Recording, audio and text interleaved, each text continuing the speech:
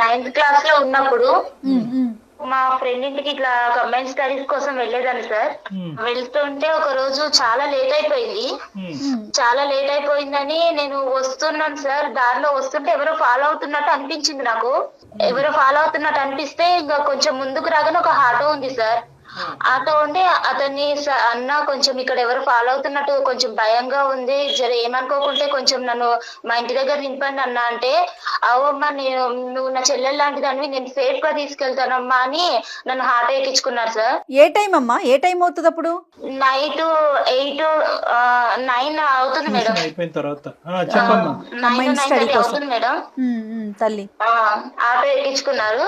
Auto ఎక్కించుకుని కొంచెం ముందుకెళ్ళగానే ఇట్లా టర్న్ తీసుకున్నారు. నేను చెప్పాను, అన్న మా ఇల్లు స్ట్రైట్ కే వెళ్ళాలి, ఇట్లా మీరు లెఫ్ట్ తీసుకున్నారంటే, లేదమ్మా ఇది షార్ట్ కట్, మీ ఇల్లు నాకు తెలుసు, నేను ఎప్పుడు ఇటు నుంచే వస్తుంటాను, నీకు చాలా